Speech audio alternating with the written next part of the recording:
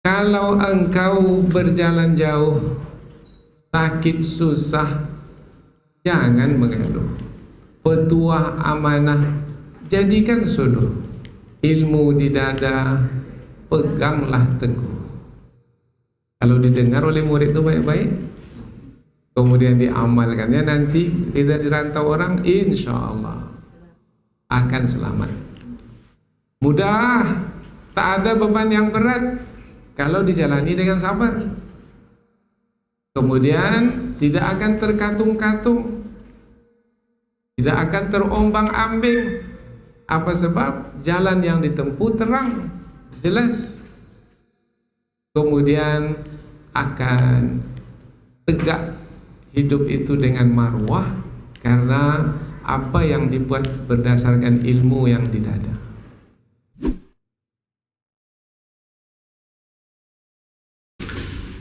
Assalamualaikum warahmatullahi wabarakatuh.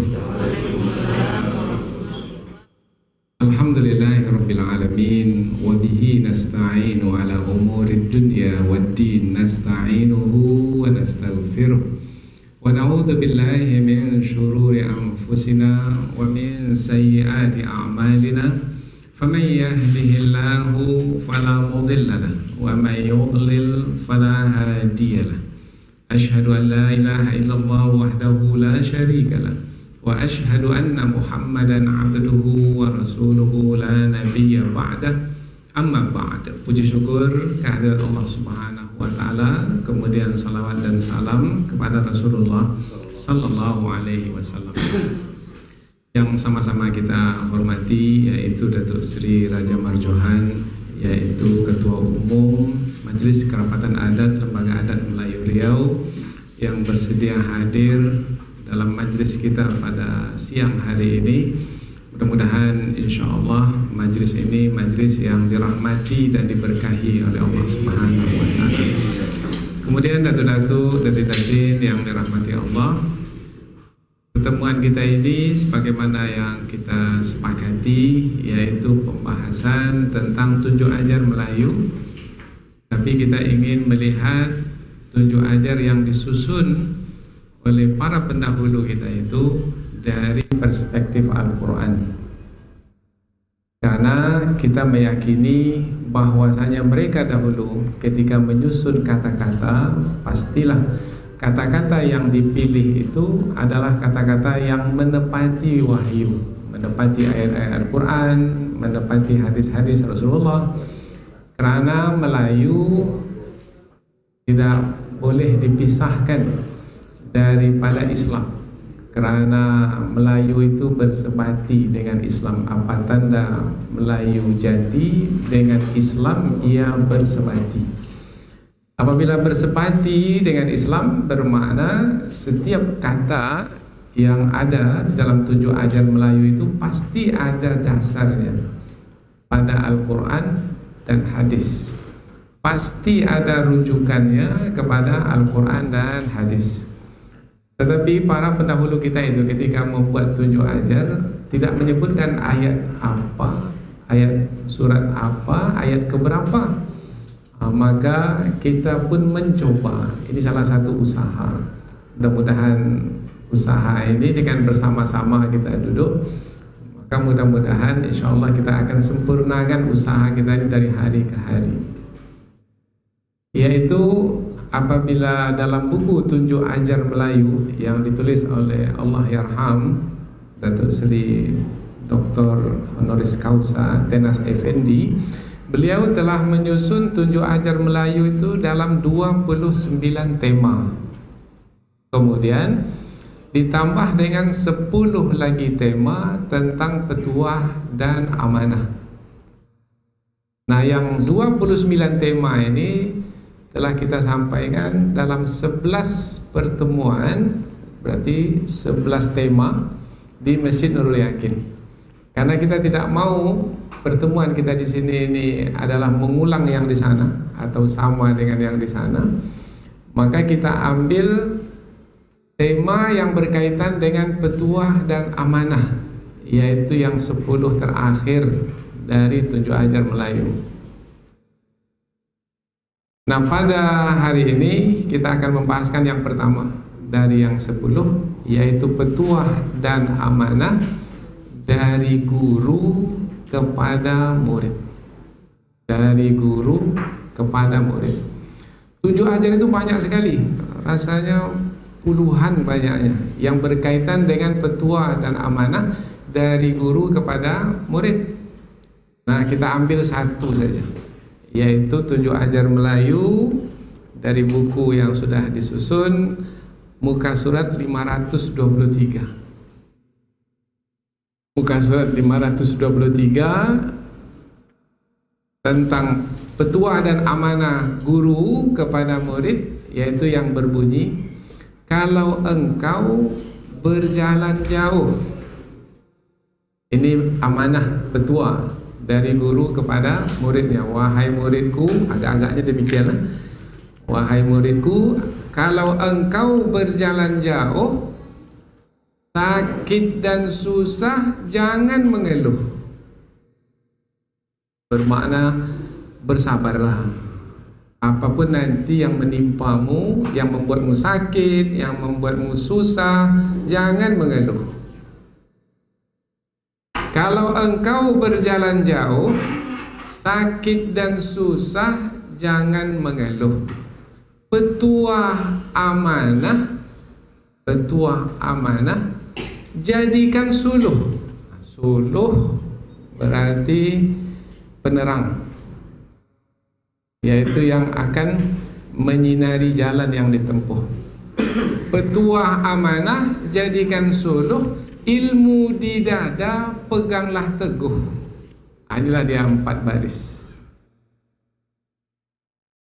Kita ulang dari awal. Kalau engkau berjalan jauh, sakit dan susah, jangan mengeluh. Petuah amanah, jadikan suluh. Ilmu di dada, peganglah teguh.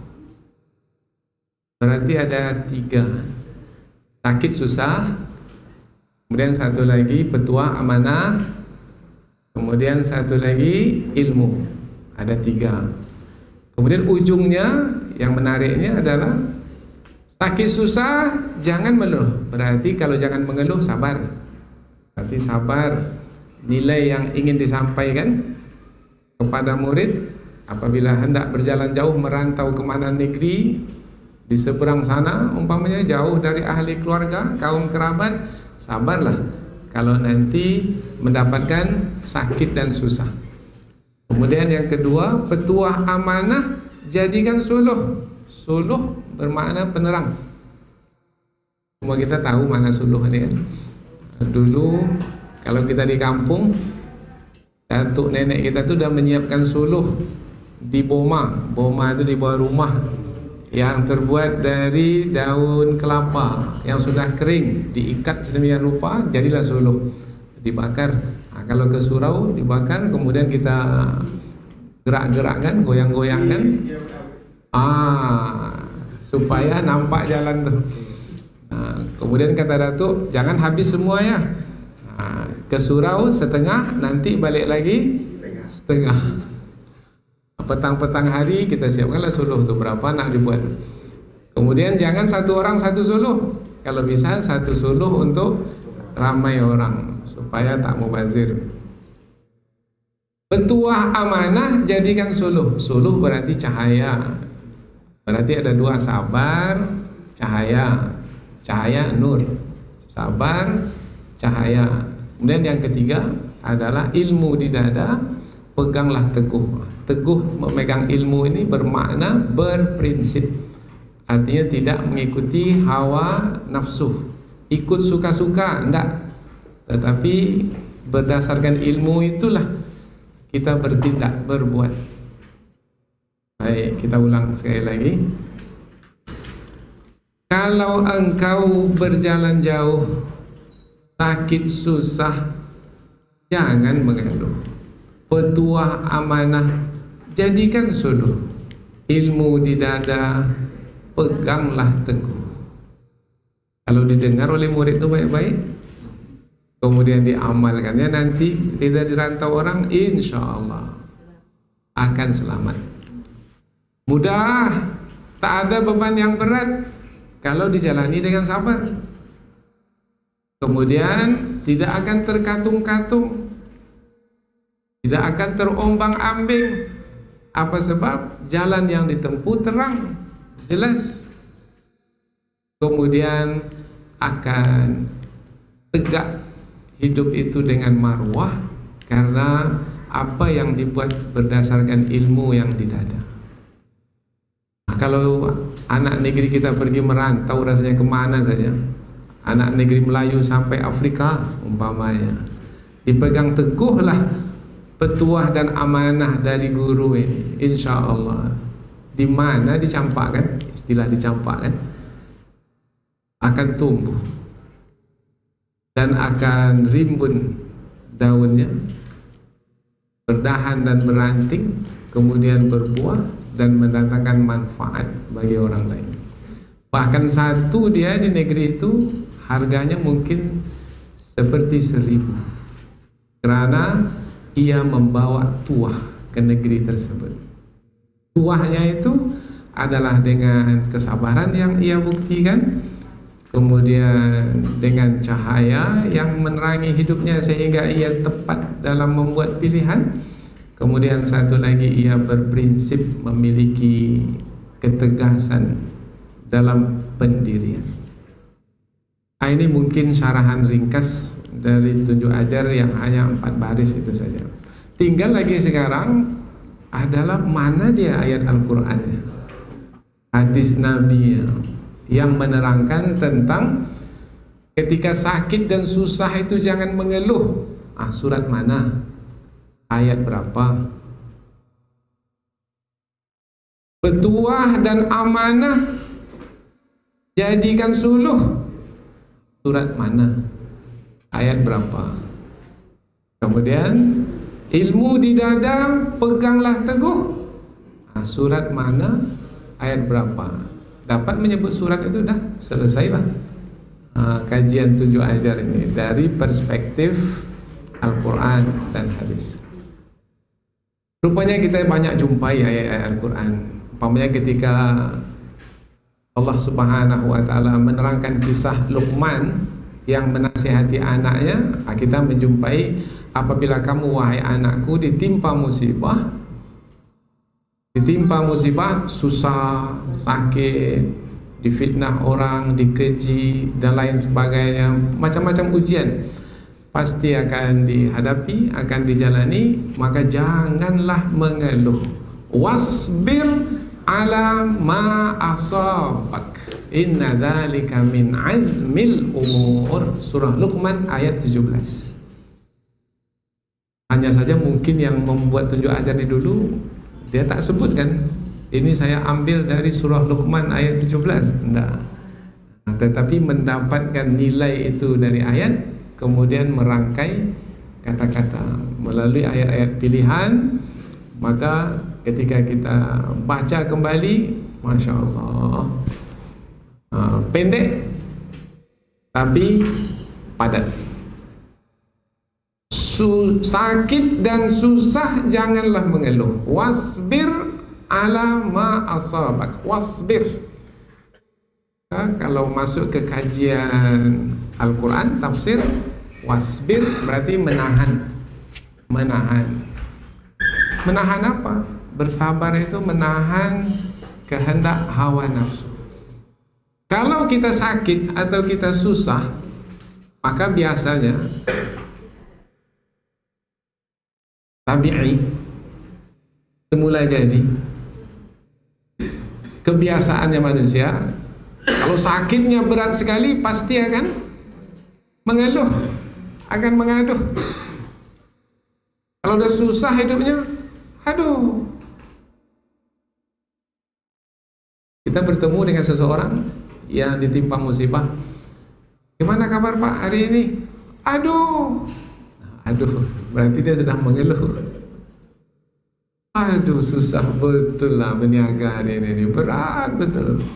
Dari pagi tadi lagi letakkan barang sini, satu orang pun tak ada yang datang, tak ada jual beli bagi ini. Sampai ke petang ni, aduh, berarti dah mengeluh.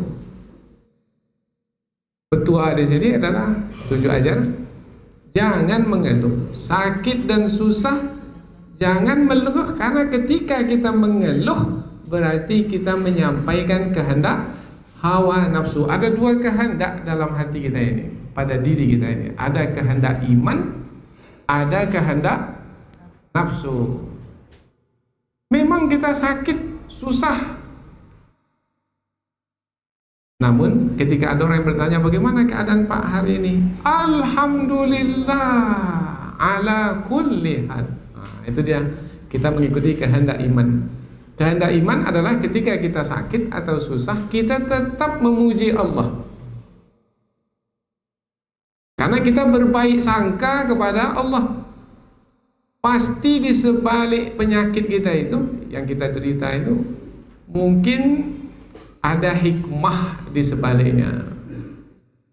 Kalau kita yakin, betul-betul yakin, maka kita meyakini bahwasanya sakit kita itu atau susah kita itu sebenarnya Allah menyediakan yang lebih berharga lagi dari yang sedang kita jalani. Allah ganti dengan yang lebih baik. Jadi apabila kita bawa ke ayat Al-Quran, maknanya sakit dan susah jangan mengeluh, maknanya bersabarlah, karena apabila bersabar akan mendapatkan balasan yang tidak terhingga. Innama yuwaffas sabiruna ajrahum. Semua kita tahu ayat ini, tinggal mengamalkannya aja lagi.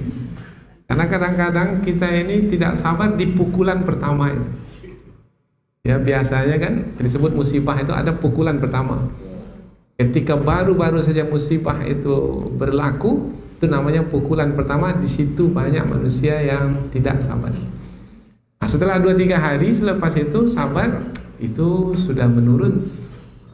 Yang berat, puncaknya susah itu adalah di pukulan pertama, indas sadmatil ula istilahnya, yaitu pada benturan yang pertama itu. Nah, ketika pertama kali dibenturkan dengan musibah, maka ketika itu alhamdulillah ala kulli hal. Umpamanya lah, ini kita contoh mudah lah. Baru beli kereta, kendaraan baru, kereta kita mewah,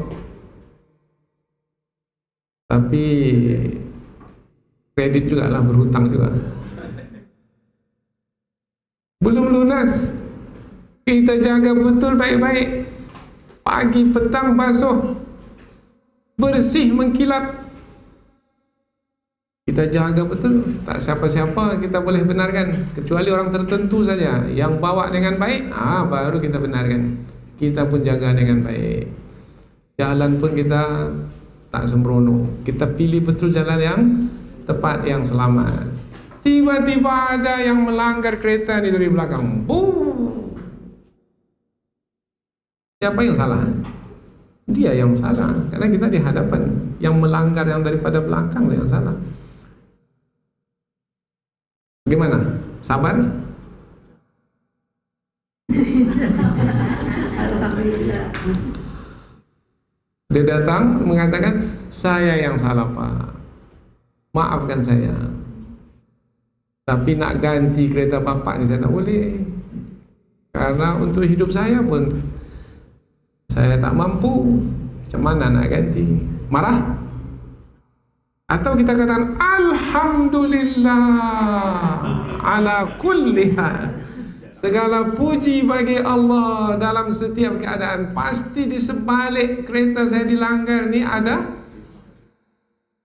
Betul sampai ke tahap itu kita? Atau hanya cakap aja macam ni?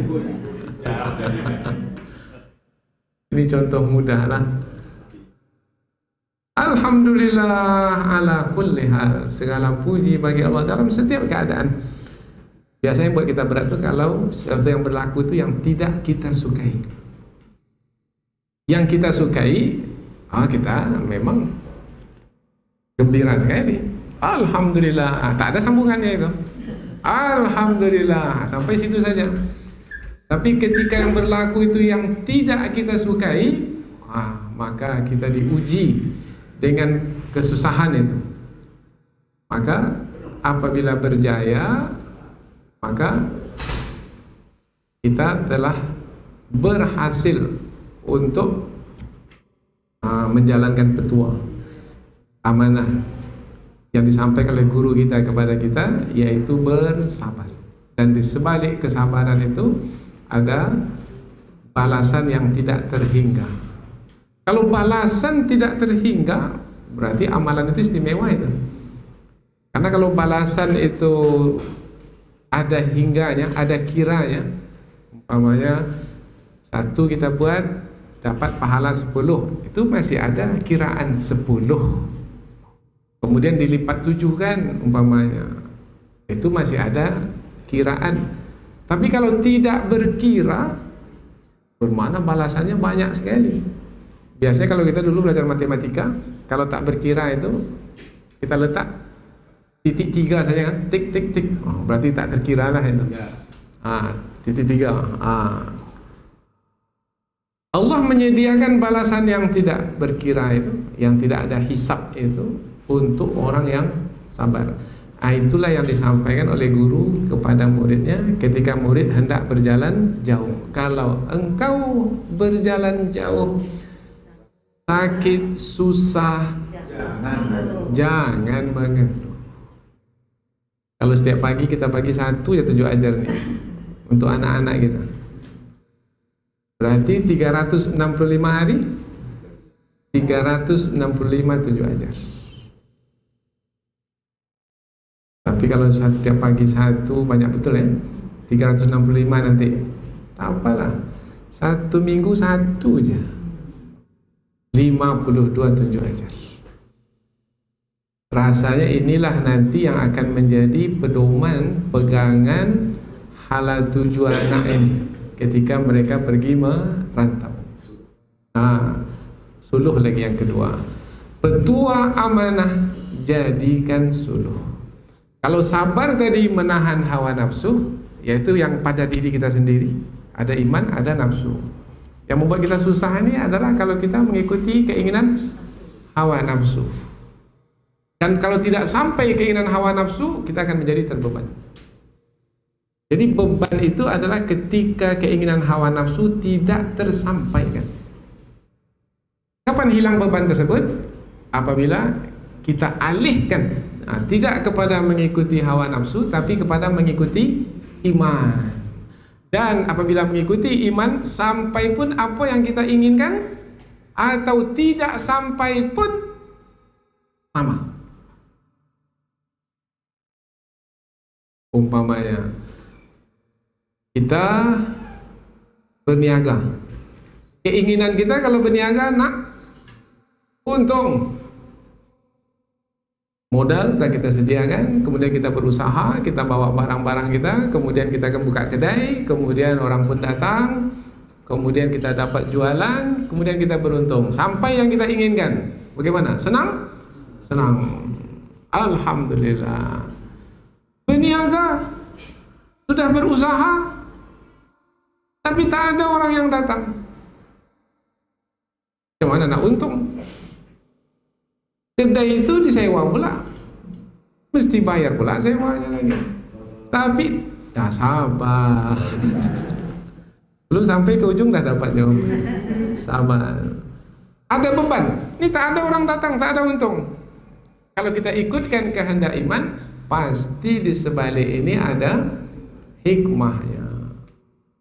Apa hikmahnya? Wallahu alam, pasti ada hikmahnya. Kerana yang menetapkan qada dan qadar itu, yang diberlakukan ke atas diriku itu adalah Allah. Allah yang maha bijaksana, pasti ada kebijaksanaan di sebalik apa yang berlaku ini.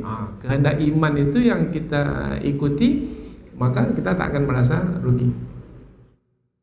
Rupanya ada hikmah di sebaliknya. Apa hikmah itu? Biasanya hikmah ini baru tahu kemudian. Biasanya lah. Mungkin baru tahu kemudian ini selepas hari, selepas seminggu, Itu mudah.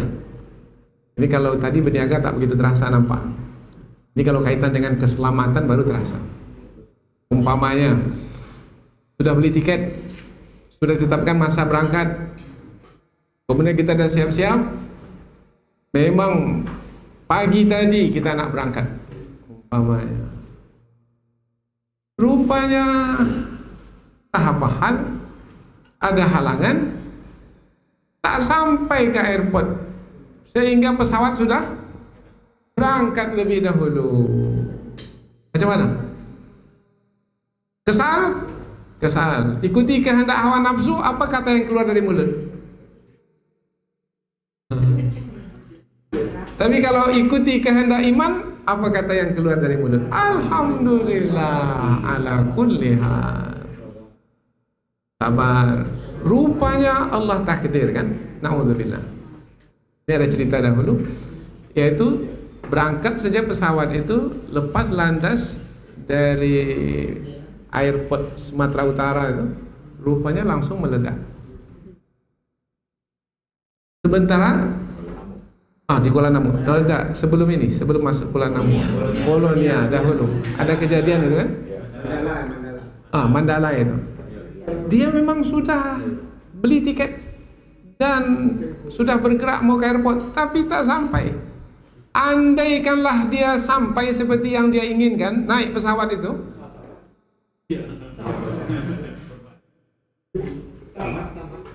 nah itu namanya hikmah di sebalik apa yang berlaku.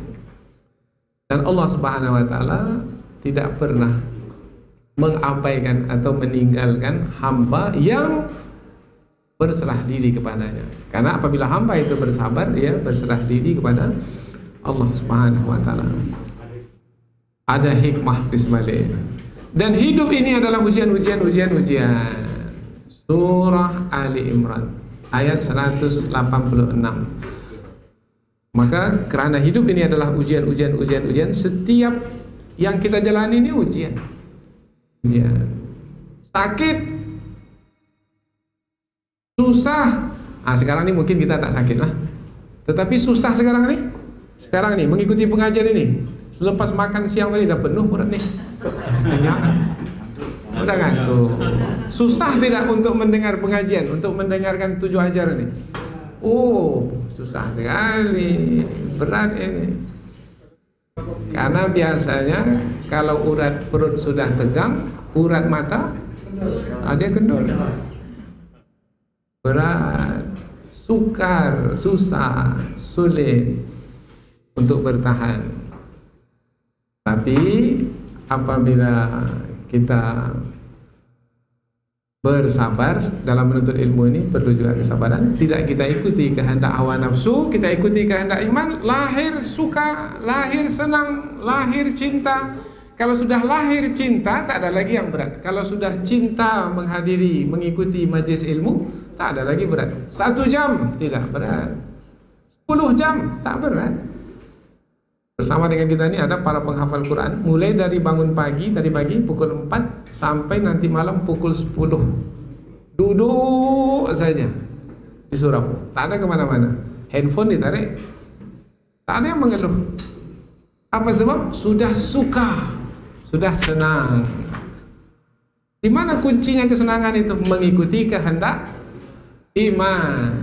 Kalau mengikuti kehendak hawa nafsu, dia ingin bermain sama dengan teman-teman yang lain, main game. Tapi karena mengikuti kehendak iman, saya mau memasangkan mahkota kepada orang tua saya nanti di surga. Itu kan kehendak iman itu. Itu yang membuat anak-anak bertahan. Sekarang ada 70 anak sekarang ini menghafal Quran bersama kita. Targetnya 1 hari 1 juz. Dan ada yang mencapai 28 hari selesai 30 juz. 28 hari dari Kuantan Singingi. 28 hari. Mengapa berhasil seperti itu? Karena sakit dan susah, tak mau dia mengeluh. Itu dia kuncinya. Jangan mengeluh. Sakit, susah, jangan mengeluh. Petuah amanah, jadikan suluh. Nah, kalau tadi jangan mengeluh kaitannya dengan nafsu. Kalau suluh ini kaitannya adalah dengan menampakkan yang tersembunyi. Suluh atau cahaya itu maknanya adalah menampakkan yang tersembunyi. Ini lampu ini kan cahaya. Suluh zaman kita sekarang lah. Kalau kita matikan lampu ini, kita tutup lampu ini, padam, tak ada satupun cahaya di sini. Kira-kira nampak tak meja ini? Tak nampak. Tapi meja ini ada dalam ruangan ini. Mana perginya? Tersembunyi dalam kegelapan. Nah, itu jawaban dia. Meja itu ada. Tapi mana meja itu? Tersembunyi dalam kegelapan. Air itu ada. Mana dia? Tersembunyi dalam kegelapan. Kemudian kita buka lampu, hidupkan lampu. Cahaya menerangi ruangan ini. Nampak meja? Nampak. Berarti cahaya itu menampakkan yang tadi tersembunyi dalam kegelapan. Tak tahu kita mana yang benar, mana yang salah. Tersembunyi dalam kebodohan kita. Karena kegelapan berupa kebodohan. Kebodohan berupa kegelapan. Tak tahu kita mana yang menguntungkan, mana yang merugikan. Tak mampu kita untuk membedakan kalau sudah dalam kegelapan, mana yang teman, mana yang lawan. Tak nampak. Karena tersembunyi dalam kegelapan.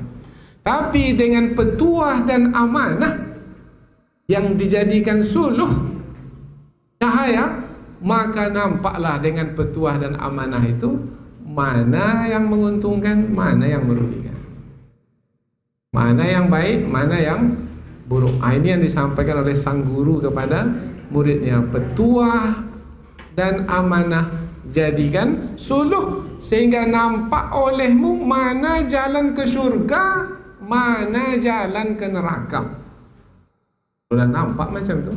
Itu tidak teragak-agak lagi tu untuk menempuh jalan. Pasti menempuh jalan. Qul hadhihi sabili ad'u ila Allahi ala basiratin ana wa man ittaba'ani.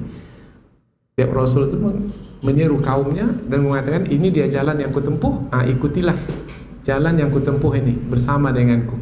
Pasti karena dengan ilmu.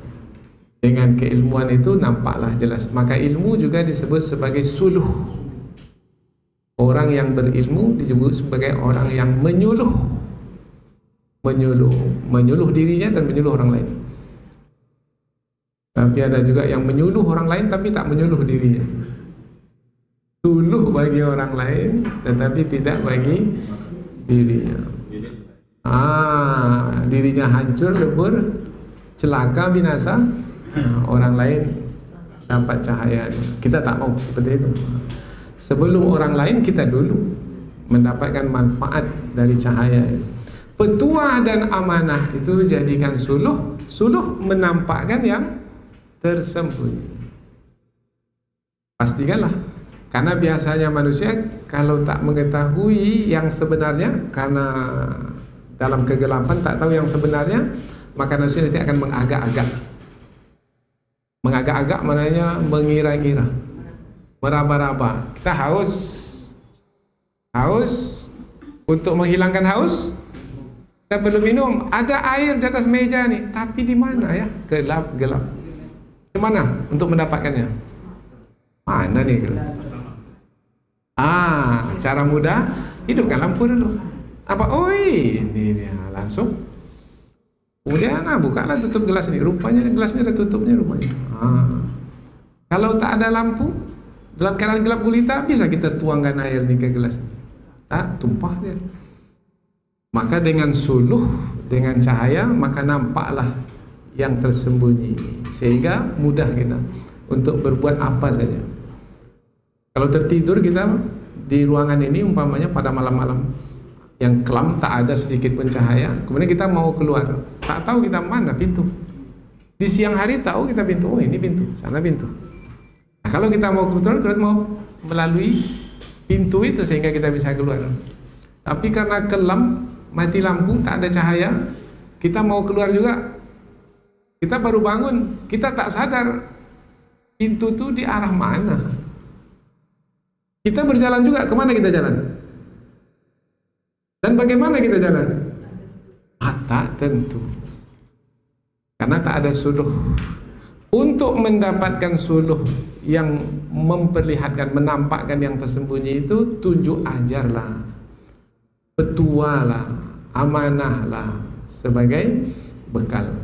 Petuah amanah jadikan suluh. Mungkinkah seseorang dapat berjalan tanpa petuah dan amanah? Mungkin. Maka perlulah petua amanah dari guru, petua amanah dari orang tua, petua amanah dari orang yang lebih berpengalaman, petua amanah dari pemimpin. Maka biasanya di upacara itu ada khusus waktu untuk amanah. Amanah dari pembina upacara. Semua istirahat karena lama biasa amanah itu. Kepala sekolah biasanya kan, dengan amanah tersebut maka nampaklah jalan mana yang akan ditempuh.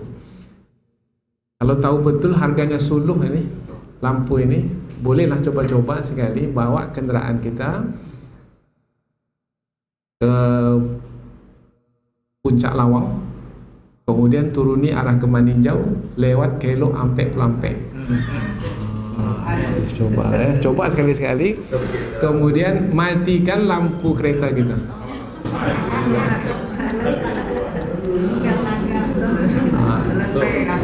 Silakanlah, turunlah ke bawah tu. Kemudian ikut rasa-rasa saja, belok kanan, belok kirinya ikut rasa-rasa. Mana boleh ikut rasa-rasa?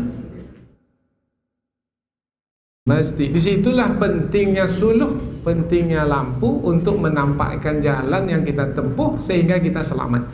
Selamat yaitu sampai ke tujuan. Ketika kita belok kanan, kita belok kanan. Ketika kita belok kiri, belok kiri. Ketika kita mesti berhenti, kita berhenti. Ketika kita mesti laju, kita laju. Karena ada suluh yang menerangi. Nah, tentang suluh ini disebutkan dalam Al-Quran. Surah Al-An'am ayat 122. Surah Al-An'am ayat 122.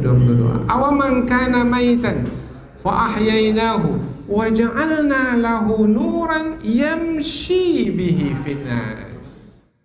Surah Al-An'am ayat 122. Al-An'am surah ke-6. Wa ja'alna lahu nuran, dan kami berikan kepadanya nur, cahaya, suluh, yamshi bihi, diikat dengan, digandeng dengan kata yamshi. Kalau disebut yamshi bermakna bergerak. Kalau kita berdiri saja dalam kegelapan, tidak begitu kita memerlukan cahaya. Tapi kalau kita bergerak, ketika itu kita sangat memerlukan cahaya. Karena kita tak tahu jalan yang ditempuh itu berlubang kah? Ada tanggul kah? Kita tak tahu. Becek kan? Kita tak tahu. Tapi dengan adanya cahaya, maka kita dapat menempuh jalan dengan baik. Yamshi bihi finnas, dan kami berikan kepadanya cahaya. Nah, cahaya yang dimasukkan di sini adalah cahaya iman. Jadi petuah amanah itu yang dijadikan suluh itu adalah untuk menjaga iman, untuk menambah iman.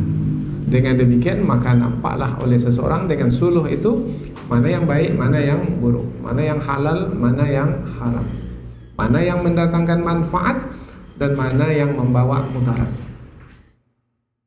Ini disebutkan juga di dalam surah Az-Zumar.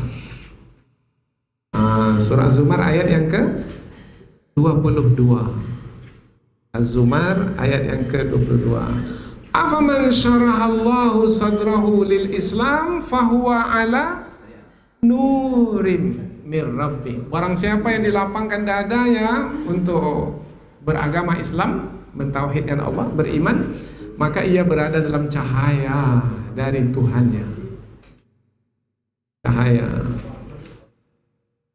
Maka dengan tunjuk ajar itulah yang menampakkan yang sebenarnya, kita menjadi selamat.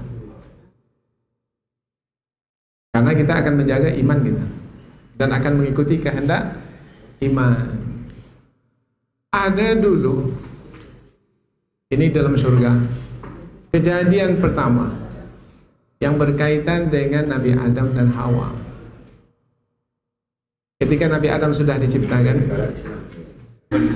Nabi Adam diciptakan, kemudian Allah memerintahkan semua penghuni surga untuk bersujud kepada Nabi Adam alaihi salam. Fasajadal malaikatu kulluhum ajma'un, maka para malaikat semua bersungkur sujud illa iblis, kecuali iblis. Nah, iblis tidak punya suluh dalam hatinya. Ia berada dalam kegelapan hawa nafsunya karena kesombongannya. Dia tahu sebenarnya yang memerintahkannya bersujud itu adalah Allah yang menciptakannya, tetapi dia tak mau tunduk dan patuh kepada Allah, disebabkan karena kesombongan. Nah, berarti suluhnya itu tidak menampakkan. Nah, dia tak punya suluh. Kalau ada punya suluh, dia nampak. Yang mesti diikuti, yang dipatuhi adalah Allah Subhanahu wa taala, bukan dirinya. Tetapi dia mengikuti kehendak hawa nafsunya. Maka ketika Allah bertanya kepadanya, wahai iblis, apa yang menghalangmu dari bersujud kepada Adam ketika aku memerintahkanmu untuk bersujud kepada Adam? Ma mana'aka alla tasjuda id amartuka? Qala ana khairum minhu khalaqtani min narin wa khalaqtahu min tin.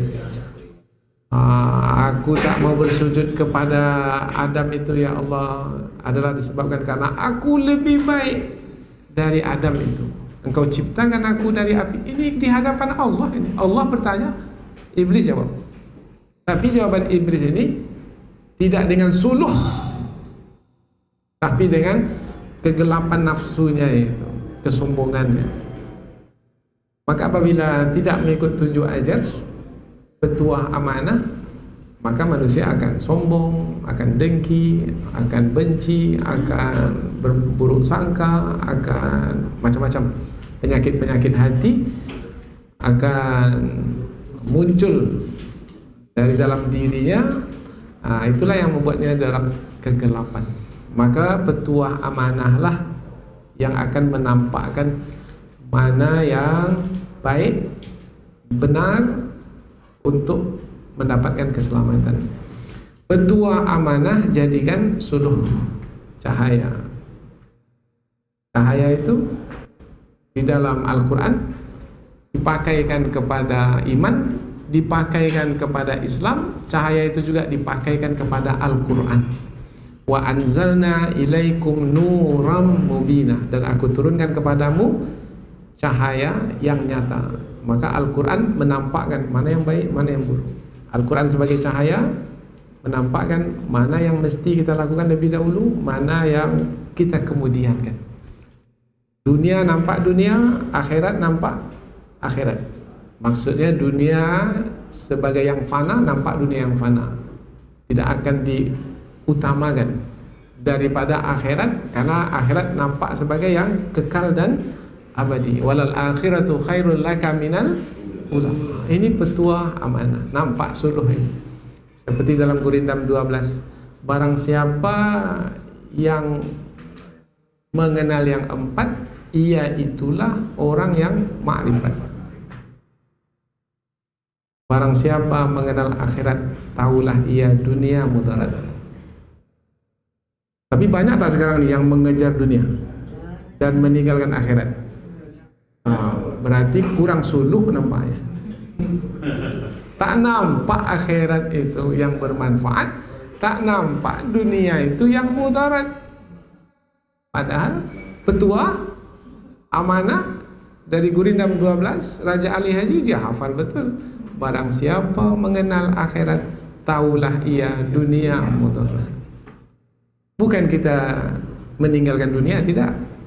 Tetapi jangan hanya karena mengejar dunia itu, akhirat kita tinggalkan. Baris yang keempat lagi, ilmu di dada, Peganglah teguh. Kalau engkau berjalan jauh, sakit dan susah, jangan mengeluh. Petuah amanah, jadikan suluh. Ilmu di dada, peganglah teguh. Ilmu ini adalah idrakus syai', dapatnya kita mengetahui sesuatu itu dengan sebenarnya. Awal ilmu itu adalah menyebut nama sesuatu. Menyebut nama sesuatu. Maka yang diajarkan kepada Nabi Adam dahulu nama-nama sesuatu. Wa 'allama Adam al-asma'a kullaha. Ini yang dalam botol ini apa nih? Air. Dapat menyebut air itu sudah berilmu tuh. Menyebut nama sesuatu. Kalau ada yang menyebut dalam botol itu minyak tuh, berarti tak berilmu. Tidak berilmu. Berarti tidak dapat menyebut nama kepada sesuatu itu. Dapat menyebut namanya, maka bermana sudah berilmu. Tapi ada orang yang pakar tentang air. Air ini mengetahui. Air ini, dia mengetahui air ini bukan hanya untuk melepaskan haus, menghilangkan dahaga. Dia bisa menjadikan air ini sebagai alat penerangan. Bisa menjadikan air ini untuk menenangkan hati, kemudian mencerdaskan akal, kemudian dia tahu air itu bisa menambah ilmu. Tapi airnya bukan sembarang air. Allahumma inni as'aluka ilman nafi'an wa rizqan wasi'an wa shifaan min kulli da'in wa saqam. Ada air biasa, ini air dari sungai kita sini atau dari mata air kita sini. Tapi ada satu lagi air dari telaga Zam-Zam sana. Sama airnya, sama-sama air. Nah, tapi orang yang berilmu, ilmu tidak ada. Peganglah teguh. Orang yang berilmu menyebutkan bahwasanya ya ini sama-sama air. Tapi yang air ini bukan hanya setakat menghilangkan dahaga, tetapi juga menghilangkan penyakit, menambah ilmu, meluaskan rezeki. Tiga itu. Allahumma inni as'aluka ilman nafi'ah. Doa untuk minum air Zam-Zam. Ya Allah, berikanlah kepadaku ilmu yang bermanfaat. Minum air biasanya dahaga hilang. Ini minum air, ilmu bertambah. Kaitannya air dengan ilmu. Minum air warizqan wasi'an. Rezeki jadi luas. Minum air, rezeki luas. Air ini bukan air biasa yang hanya melepaskan dahaga. Ini kaitannya dengan memudahkan rezeki. Wa shifaan min kulli da'in wa saqam. Dan menyembuhkan penyakit. Bukan penyakit tubuh saja, tapi juga penyakit hati, penyakit jiwa.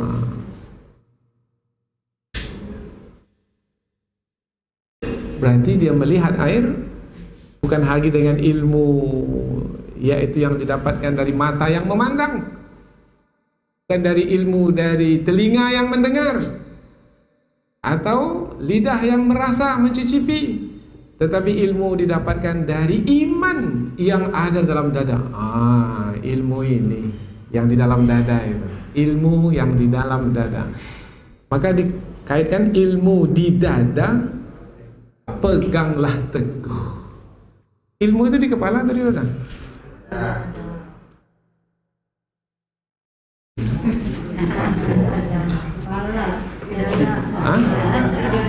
Yang di sini ini adalah pengetahuan yang berkaitan dengan yang zahir, yang nyata. Tapi yang ini berkaitan dengan yang gaib. Panca indera tak mampu mencapainya. Hanya hati yang beriman yang mampu mencapainya. Ini amal kita ini ada pahalanya atau tidak ini? Dari mana kita tahu? Dengan ilmu yang ada dalam dada. Siksa kubur itu ada atau tidak? Dari mana kita tahu? Pernah masuk kubur? Atau orang yang dalam kubur memberitahu? Tak ada. Dari mana? Ilmu yang di dalam dada. Hari kiamat itu pasti akan berlaku. Ilmu yang di dalam dada. Setiap yang berbuat baik pasti dapat balasan baik. Ilmu yang dalam dada. Setiap yang berbuat jahat pasti akan menanggung akibat. Dari mana kita tahu itu ilmu itu? Dari iman kita. Itu yang disebut sebagai sunnatullah. Siapa yang mengikuti petunjuk pasti akan beruntung, berjaya. Siapa yang meninggalkan petunjuk pasti akan sengsara. Siapa yang mengasihi pasti akan dikasihi. Siapa yang menganiaya pasti akan dianiaya. Ini ilmu ini bisa kita dapatkan melalui laboratorium? Tidak. Tapi bisa kita dapatkan melalui kehidupan yang kita saksikan. Ini contohnya. Berapa banyak orang yang berbuat jahat dan dia menanggung akibatnya. Faman ya'mal mithqala dzarratin khairan yara wa man ya'mal mithqala dzarratin syarran. Ilmu yang di dada itu peganglah teguh. Ilmu itulah yang disampaikan dahulu kepada Nabi Daud dan Nabi Sulaiman. Berhasil Nabi Daud dan Nabi Sulaiman bukan hanya sebagai Nabi dan Rasul, sebagai raja memimpin bangsa. Surah An-Naml ayat 15. Walaqad ataina Dauda wa Sulaimana ilma. Dan kami telah berikan kepada Daud dan Sulaiman ilmu. Wa qala, dan mereka berdua berkata, alhamdulillahilladzi faddalana ala katsirin min ibadihil mu'minin. Segala puji bagi Allah yang telah melebihkan kami dari sekalian orang-orang beriman. Kelebihan apa yang diberikan kepada Nabi Daud, Nabi Sulaiman? Ilmu. Ilmu bukan hanya ilmu berkaitan dengan besi yang dilunakkan, bukan. Ilmu berbicara dengan hewan, dengan burung, dengan semut, bukan hanya itu. Yang lebih lagi dari itu adalah ilmu tentang kebenaran. Surah Sad ayat 26. Penutup pertemuan kita ini. Surah Sad ayat 26. Ya Daud, wahai Daud, inna ja'alnaka khalifatan fil ard. Sesungguhnya kami menjadikan kamu sebagai khalifah, pemimpin di permukaan bumi. Fahkum bainan nasi bil haq. Tetapkanlah keputusan di antara manusia dengan kebenaran, dengan ilmu. Yang benar-benarkan, yang salah salahkan.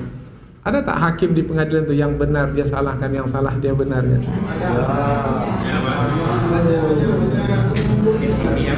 Ilmu di dada, peganglah teguh. Benar-benarkan, salah-salahkan. Itu prinsip. Jadi memihaknya itu memihak kepada kebenaran berdasarkan ilmu yang dimiliki. Maka insya Allah murid yang pergi ini meskipun jauh merantau di sana akan selamat. Akan selamat. Apa sebab bisa selamat? Dan ada jaminan keselamatan karena bersama dengan Allah Subhanahu wa taala. Kalau bersama dengan Allah, Allah pasti jaga, Allah pasti akan pelihara. Meskipun manusia banyak membencinya, memusuhinya, merencanakan jahat terhadapnya, tetapi rencana jahat manusia apabila Allah dengan kehendak dan kuasanya menggagalkannya, gagal. Istikbaran fil ardi wa makras sayyi. Karena kesombongan di muka bumi dan rencana jahat, wala yahikul makrus sayyi'u illa bi ahli. Tidaklah rencana jahat itu melainkan kembali kepada orang yang merencanakannya itu sendiri, bukan kepada orang lain. Tak ada di alam semesta ini salah target, itu tak ada. Kita yang mengatakan salah target, salah sasaran.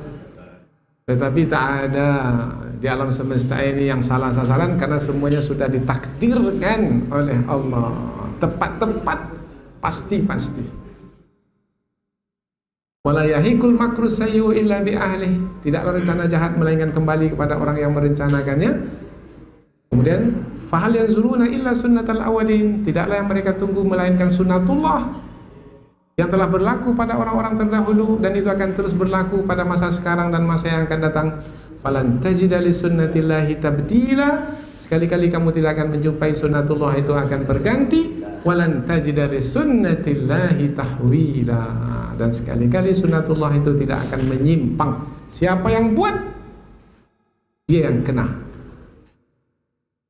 Ada pepatah mang inyo yang makan awak yang kanai Itu pepatah. Tapi untuk keadilan di alam semesta ini, yang menjalankan yang maha adil, siapa yang buat, dia yang tanggung. Wala taziru waziratu wizra ukhra. Ya, alhamdulillah, dengan demikian selesailah 7 ajar kita ini, yaitu petuah amanah yang pertama dari 10 yang ada dalam buku 7 ajar Melayu karya Pak Tenas Effendi, Allah yarham, yaitu tentang petuah amanah guru kepada muridnya. Kalau engkau berjalan jauh, sakit dan susah, jangan mengeluh, petuah amanah jadikan suluh, ilmu di dada peganglah teguh. Mudah-mudahan Allah redai, Allah berkahi pertemuan kita pada siang hari ini. Mohon maaf atas segala kesalahan dan kekurangan. Wabillahi hidayah wa taufiq. Wassalamualaikum warahmatullahi wabarakatuh.